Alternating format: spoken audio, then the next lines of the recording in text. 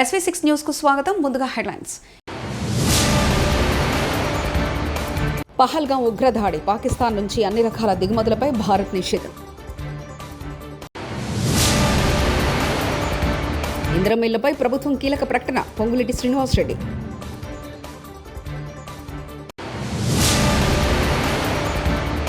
$5,000 కోట్లు 2014-19 మధ్య అమరావతిలో ఏం నిర్మించారు?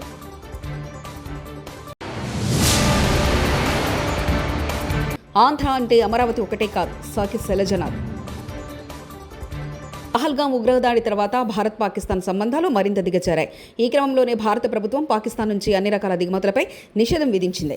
జాతీయ భద్రత, ప్రజా ప్రయోజనాల దృష్ట్యా ఈ నిర్ణయం తీసుకున్నట్లు వాణిజ్య మంత్రిత్వ శాఖ ఒక ప్రకటనలో తెలిపింది. ఈ నిషేధం వెంటనే అమల్లోకి వచ్చింది. రవాణాలో ఉన్న వస్తువులతో సహా పాకిస్తాన్ నుంచి వచ్చే లేదా ఆ దేశం నుంచి రవాణా అయ్యే అన్ని ఉత్పత్తులపై వర్తిస్తుంది. పేదోడి ఇంటి నిర్మాణానికి 5 లక్షలు ఇస్తున్న ఏకైక రాష్ట్రం తెలంగాణ అని మంత్రి పొంగులేటి శ్రీనివాసరెడ్డి తెలిపారు. ఏడాది 22,000 కోట్లతో 4.50 లక్షల ఇందిరమ్మ ఇళ్లను నిర్మిస్తామని ప్రకటించారు. పైలట్ గ్రామాల్లో ఇళ్ల నిర్మాణం చురుగ్గా జరుగుతుందని అన్నారు. మిగిలిన గ్రామాల్లో లబ్ధిదారుల ఎంపిక కొద్ది రోజుల్లోనే పూర్తి చేస్తామని మంత్రి పొంగులేటి శ్రీనివాసరెడ్డి వెల్లడించారు. పెంచలకోన పెనుసీల లక్ష్మీనరసింహస్వామి ఆదిలక్ష్మి అమ్మవార్లను ఇవాళ శనివారం రాష్ట్ర దేవాదాయ ధర్మాదాయ శాఖ మంత్రి ఆనం రామనారాయణ రెడ్డి ఎమ్మెల్యే కురుగొండ్ల రామకృష్ణ దర్శించుకున్నారు. పెనుసీల లక్ష్మీనరసింహస్వామి బ్రహ్మోత్సవాలపై సమీక్షా సమావేశం నిర్వహించారు. ఈ సమావేశంలో మంత్రి ఆనం రామనారాయణ రెడ్డి, కురుగొండ్ల రామకృష్ణ పాల్గొన్నారు. బ్రహ్మోత్సవాలలో తీసుకోవాల్సిన జాగ్రత్తలపై అధికారులతో మంత్రి ఆనం రామనారాయణ రెడ్డి ఆరా తీశారు. ఈ సందర్భంగా మంత్రి ఆనం రామనారాయణ రెడ్డి మీడియాతో మాట్లాడుతూ పెంచలకోన లక్ష్మీనరసింహస్వామి బ్రహ్మోత్సవాలకు వచ్చే భక్తులకు ఎలాంటి ఇబ్బందులు లేకుండా పటిష్ట చర్యలు తీసుకోవాలని అధికారులకు మంత్రి ఆనం ఆదేశాలు జారీ చేశారు. ఆంధ్రప్రదేశ్లో ఏపీ రేషన్ కార్డుదారులకు ప్రభుత్వం గుడ్ న్యూస్ చెప్పింది. కొత్త రేషన్ కార్డులను జారీ చేసేందుకు కసరత్తు చేపట్టిన సర్కార్ కార్డుల జారీగా ముందుగా రేషన్ కార్డుకు ఈకేవైసీ ప్రక్రియను మొదలుపెట్టింది. ఇందుకోసం ఓ గడువును కూడా విధించింది. ఏప్రిల్ 30 వరకు రేషన్ కార్డు ఈకేవైసీ చేసుకునేందుకు గడువు విధించింది సర్కార్. అయితే ఏప్రిల్ 30 తేదీ దాటినప్పటికీ కొందరు ఈకేవైసీ ప్రక్రియను పూర్తి చేయలేదు. పలు కారణాలతో ప్రజలు ఈకేవైసీని పూర్తి చేయలేకపోయారు. ఈ క్రమంలో ఇలాంటి వారి కోసం ప్రభుత్వం తీపి కబురు చెప్పింది. ముఖ్యమంత్రి చంద్రబాబు విధానాలతో ఏపీ తీవ్రంగా నష్టపోతుందన్నారు మాజీ మంత్రి అంబటి రాంబాబు. అమరావతి అంతా భ్రమరావతి అని ప్రజలు గమనిస్తున్నారని చెప్పుకొచ్చారు. 2014-19 మధ్య అమరావతిలో ఏం నిర్మించారు? ఇప్పుడు 3 ఏళ్లలో ఎలా పూర్తి చేస్తారని ప్రశ్నించారు. విభజన హామీలు అడగరు కానీ వరల్డ్ క్లాస్ క్యాపిటల్ నిర్మిస్తారా అంటూ మండిపడ్డారు.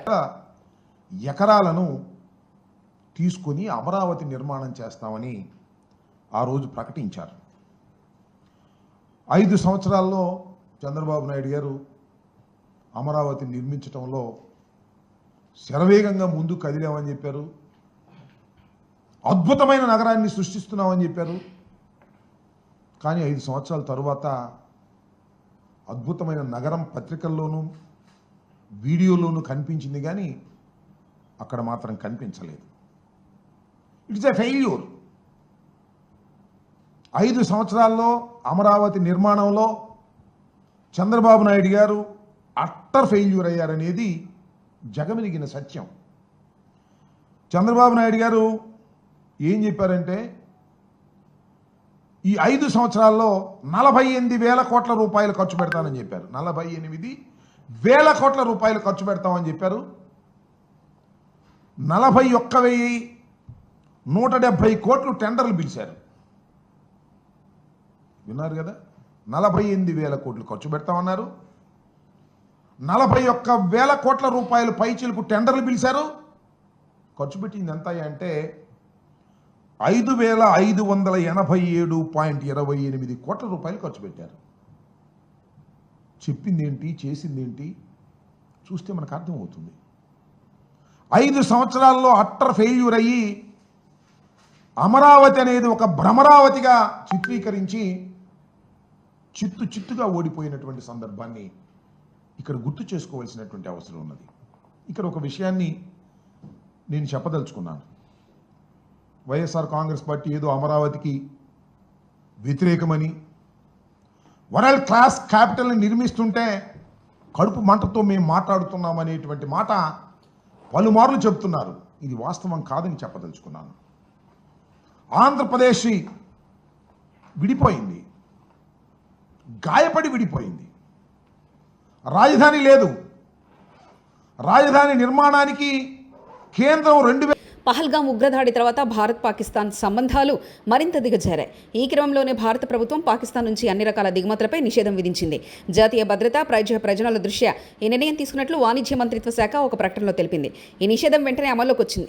రవాణాలో ఉన్న వస్తువులతో సహా పాకిస్తాన్ నుంచి వచ్చే లేదా ఆ దేశం నుంచి రవాణా అయ్యే అన్ని ఉత్పత్తులపై వర్తిస్తుంది. పోలవరాన్ని దీన్ని గాడిలో పెట్టడానికి రీస్టార్ట్ కార్యక్రమం ఆ రోజు 10 ఏళ్ల కిందట స్టార్ట్ 2015లో ఇదే అమరావతికి చాలా హేళనగా మాట్లాడారు. ఏం చేశాడు అని దాన్ని దృష్టిలో పెట్టుకొని 15లో మరియు ఈరోజు 10 ఏళ్ల తర్వాత రీస్టార్ట్ 25. దాన్ని మరొక 3 నెలల్లో ఫైనల్ చేసే బాధ్యత కూడా మా మోడీ గారిదే. ఈ విషయాన్ని స్పష్టంగా చెప్పినాడు. ఎన్ని వేల కోట్లైనా మేము ఆంధ్రప్రదేశ్ను వికసిత ఆంధ్రప్రదేశ్గా, వికసిత భారత్లో భాగంగా చంద్రబాబు నాయుడు గారి యొక్క ఆధ్వర్యంలో మాత్రమే ఈ ఆంధ్రప్రదేశ్ బాగుపడుతుంది. గతంలో ఆయన గుజరాత్ సీఎంగా ఉన్నప్పుడు ఉమ్మడి ఆంధ్రప్రదేశ్కు ముఖ్యమంత్రిగా ఉన్న చంద్రబాబు నాయుడును గమనించిన తర్వాత ఏ విధంగా చేయాలా అనేది ఆయన నేర్చుకున్న తర్వాత ఇతను మాత్రమే చేయగలడు అని చెప్పిన తర్వాత అందులో ఇక్కడ ఎన్డీఏ కూటమి జనసేన తోడు పవన్ కళ్యాణ్ గారు ఉన్నారు. మేమున్నాం బీజేపీ తరఫున ఎంపీలము ఎమ్మెల్యేలము పార్టీ బలపడుతుంది. ఇక్కడ వికసిత కమలం కాబోతుంది. ఇక్కడ స్థానిక ఎన్నికలు రాబోతున్నాయి. నిన్న 58,000 కోట్లతో అందులో 49,000 కోట్లు ఓన్లీ అమరావతి, 9,000 కోట్లు వివిధ పథకాలు, 72 స్కీములు వరుసపెట్టి చదివినాడు. అదే కాకుండా పోలవరం రైతులకు ఉపయోగం, రాష్ట్రానికి ఉపయోగం. ఒకవైపు రైతులను, ఒకవైపు యువత, ఒకవైపు నారీ శక్తి. అమరావతి క్వాంటమ్ వ్యాలీ దేశానికి గర్వకారణం. AP biodiversity board chairman Neelayapalem Vijay Kumar media సమావేశం. కాబట్టి పూర్తిగా అందరికీ అవగతం కాలేదేమో, ఈ క్వాంటమ్ కంప్యూటింగ్ అనేది ప్రపంచంలో అత్యంత అధునాతనమైన టెక్నాలజీ. ఈరోజు మనం వాడే కంప్యూటర్ల కంటే, మనం వాడే సిస్టమ్స్ కంటే 100 రెట్లు ఫాస్ట్గా పనిచేసేదే క్వాంటమ్ కంప్యూటింగ్ అనేది. సో ఈ క్వాంటమ్ కంప్యూటింగ్ ద్వారా మనం ఎంతంత పెద్ద డేటానైనా అత్యంత ఈజీగా సునాయాసంగా చేసేవచ్చు. ఇట్లాంటివి ఇప్పటిదాకా భారతదేశంలో లేనే లేదు. భారతదేశం ఏంటి, ఆసియా ఖండంలోనే లేనే లేదు. కేవలం యుఎస్, యూరోప్లో ఒక 5-6 ప్రదేశాల్లో మాత్రమే ఈ క్వాంటమ్ కంప్యూటింగ్ ఉంది. ఓ రకంగా కేవలం నాసా, గూగుల్ లాంటి వాటికే పరిమితమైన ఈ క్వాంటమ్ కంప్యూటింగ్ వితిన్ 7 months 7 నెలల్లోనే ఆంధ్రప్రదేశ్ అమరావతిలో జనవరి 1 చంద్రబాబు నాయుడు ఎంత ధైర్యంతో తేదీ కూడా చెప్పేశాడు. కమలాపూర్ మండలం గుండేడు గ్రామంలో దేవాలయాల అభివృద్ధికి నా వంతు సాయంగా 10 లక్షల రూపాయల విరాళాన్ని ప్రకటించడం జరిగింది. ప్రజలందరికీ నా నమస్కారాలు తెలియజేస్తా ఉన్నాను. ఇవాళ గుండేడు గ్రామం నుంచి మొత్తము అన్ని కులాలకు సంబంధించిన పెద్ద మనుషులు, అన్ని పార్టీలకు సంబంధించిన నాయకులు అందరు కూడా ఇవాళ నా దగ్గరికి రావడం జరిగింది. నేను గుండేడు గ్రామ ప్రజలకి రేపు ఆ జాతర అనేది అద్భుతంగా టెంపుల్లో మీరు సెలబ్రేట్ చేసుకోండి. నేనే ఒక బాధ్యత కలిగా శాసనసభ్యునిగా, ఆ ఊరికి పెద్ద కొడుకుగా నేనే 10 లక్షల రూపాయలు ఆ గ్రామానికి విరాళం కూడా ఇస్తా అని చెప్పి సందర్భంగా. అయ్యో రైతన్న, అకాల వర్షానికి చేతికొచ్చిన పంట బురదపాలయ్యే. జయశంకర్ భూపాలపల్లి జిల్లా మహాదేవపూర్ మండలం ధాన్యం కొనుగోలు కేంద్రంలో కాంటాలు ఆలస్యం అవ్వడంతో అకాల వర్షానికి బురదపాలైన పంట.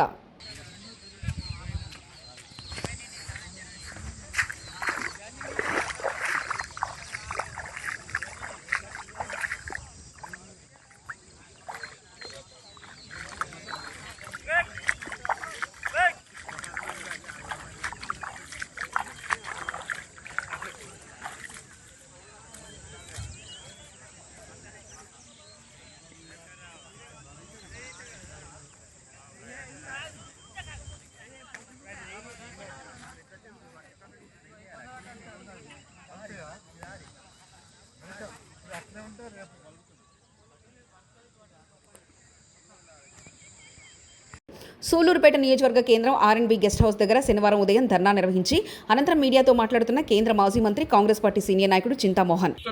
శ్రీ సిటీకి వచ్చినప్పుడు జవాబు చెప్పాల్సిన బాధ్యత మీద తెలియజేస్తాం. రెండవది, మనవరం బెల్ ఫ్యాక్టరీ ప్రతి ఇంటికి ఉద్యోగం ఇచ్చేటట్టుగా మేము తీసుకొని వచ్చాం 2010లో. దాన్ని ఆపేశారు. దాన్ని ప్రారంభించాలని కాంగ్రెస్ పార్టీ తరఫున మేము డిమాండ్ చేస్తూ ఈ ప్రాంతంలో ఉన్నటువంటి నిరుద్యోగుల గురించి కన్నీళ్ళు వస్తున్నాయి. చదువుకున్నారు, బీటెక్లు చదువుకున్నారు, గ్రాడ్యుయేట్లు అయ్యారు, ఉద్యోగాలు లేక కన్నీళ్లతో ఇళ్లలో తల్లిదండ్రి పెట్టిన అన్నం తింటూ కష్టాల్లో ఉన్నటువంటి ప్రతి నిరుద్యోగికి ఆదుకోవాల్సిన బాధ్యత ప్రభుత్వాల పైన ఉంది. చివరిది స్థానిక సమస్యలు. అవినీతి ఎక్కువైపోయింది. సూళ్ళూరుపేటలో అటు సూళ్ళూరుపేట, నాయుడుపేటలో తహసీల్దార్ ఆఫీస్ అంతా అవినీతిమయం. ఒకరిని చూసి ఇంకొకరు పడదు, తహసీల్దార్ని చూసి డిప్టీ తహసీల్దారు పడదు, డిప్టీ తహసీల్దార్ని చూసి తహసీల్దార్కు పడదు. ఈయన పాటికి ఈయన దోచుకుంటున్నాడు, ఆయన పాటికి ఆయన దోచుకుంటున్నాడు. పోలీసులు కళ్ళు మూసుకొని హాయిగా నిద్రపోతున్నారు. మరి ఏం చేస్తున్నారు? పోలీస్ శాఖ దరిద్రంగా ఉంది. సూళ్ళూరుపేట పోలీస్ శాఖ నేను ఖండిస్తున్నాను. మాకు అన్ని ప్రతి చిన్న విషయం తెలుసు. ఇసుక లారీలు మొదలుకొని ప్రతి స్మగ్లింగ్ యాక్టివిటీ గురించి పోలీసుల చర్యలు మేము ఖండిస్తున్నాం. జాగ్రత్త పోలీసులు. యూనిఫార్మ్. పట్టణంలోని రింగ్ రోడ్ శ్రీ కళ్యాణ వెంకటేశ్వర స్వామి ఆలయం శ్రీ మహాసామ్రాజ్య పట్టాభిషేక ప్రథమ వార్షికోత్సవ సందర్భంగా ఆలయ ప్రధాన అర్చకులు పీసపాటి శ్రీమన్నారాయణ ఆచార్యుల పర్యవేక్షణలో గాయత్రి రామాయణం, సంక్షిప్త రామాయణ స్వర్గాహనం నిర్వహించారు. అంటే కలగదు. ఎందుకు? ఆమె పాతిప్రత్యవహంలో ఉన్నది. ఎవరు రక్షించాలి? రామచంద్రుడే స్వయంగా వచ్చి ఆమెని రక్షించి ఆమె దగ్గరికి తీసుకువెళ్ళాలి. కాబట్టి ఆమెకి ఏమీ జరగలేదట, కానీ లంకంతా కూడా దగ్ధమైపోయింది అని చెప్తున్నారు. కానీ ఆంజనేయుడు బాధపడుతున్నట్టు, అయ్యో ఆత్మనంత చేసుకున్నాడు. అయ్యో ఎంత పని చేశాను, ఇదే కదా బుద్ధి లేనటువంటి పనులు ఇట్లాగే ఉంటాయి అని అనుకుంటున్నాడు. కానీ ఒక్కసారి సీతమ్మని చూడాలి అని మళ్ళీ అశోకవనం దగ్గరికి. ఆంధ్ర అంటే ఒక్క అమరావతి మాత్రమే కాదని, ఉత్తరాంధ్ర, రాయలసీమ కూడా రాష్ట్రంలో భాగమని, ఈ విషయాన్ని కూటమి ప్రభుత్వం గుర్తుంచుకోవాలని మాజీ మంత్రి సాకి శైలజన స్పష్టం చేశారు. అప్పులన్నీ తెచ్చి అమరావతిలో పెట్టడం తగదన్న ఆయన, ఇది ఖచ్చితంగా వెనుకబడిన ప్రాంతాల అభివృద్ధిని ఫలంగా పెట్టడమే అని తేల్చి చెప్పారు. అనంతపురంలో మీడియాతో మాట్లాడిన మాజీ మంత్రి సాకి శైలజన ఇంకా ఏమన్నారంటే, రాజధాని ప్రాంతమైన అమరావతికి కృష్ణానది ముంపు ప్రమాదం ఉంది.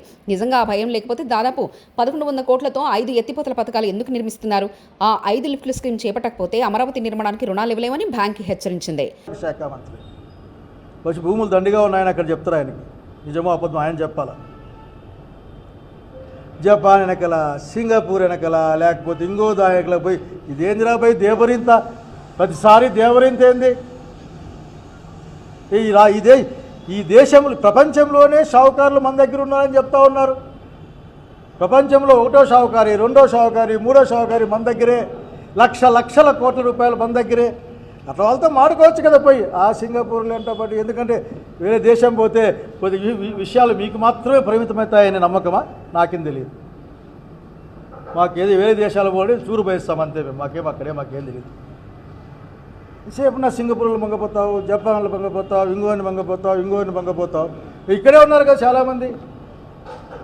నరేంద్ర మోడీ గారు పెంచిన అదాని, అంబానీ ఉన్నారు కదా, ఓరి దగ్గర ఒక 10-15 లక్షల కోట్లు ఉన్నట్లున్నాయి.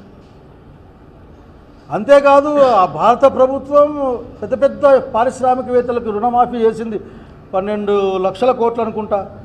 మరి కనుక మీకు ఇబ్బంది ఉందేమో లేదో కానీ ముఖ్యమంత్రి గారు, మాకైతే మా లాంటి వాళ్ళకి తెలిసిన వాళ్ళకి, ఎందుకంటే మిమ్మల్ని చూసాం అసెంబ్లీలో చాలాసార్లు, మాకైతే ఇబ్బందిగా ఉంది. మీరు ప్రతి ఒక్కరు కోట్ వేసుకొస్తేనే వాడి పాపం ఎక్కి వాడి వంగి ఆ కోట్ వేసుకొని కూర్చోబెట్టుకొని కాఫీ టీలు దాపించి వాడు తీరా చూస్తే వాడు మన ఉరుసు కంపెనీ పెట్టుకొని మన భూములు తీసుకుపోతాడు, కానీ వాడు పైసా తేడు.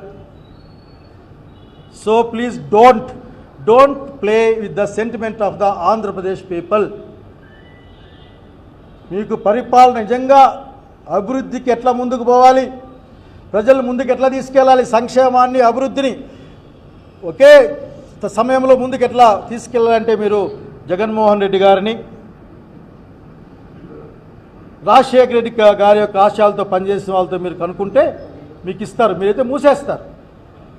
ఏమన్నా మాట అసలు మీకు తమాష కనిపించదా? చంద్రబాబు నాయుడు గారు అంతర్జాతీయ విమానాశ్రయం. పహల్గాం ఉగ్రదాడి, పాకిస్తాన్ నుంచి అన్ని రకాల దిగుమతులపై భారత్ నిషేధం. ఇంద్రమిల్లపై ప్రభుత్వం కీలక ప్రకటన, పొంగులేటి శ్రీనివాసరెడ్డి.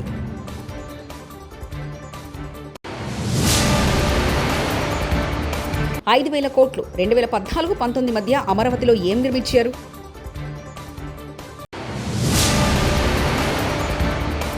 ఆంధ్ర అంటే అమరావతి ఒకటే కాదు, సాకి శైలజనాథ్.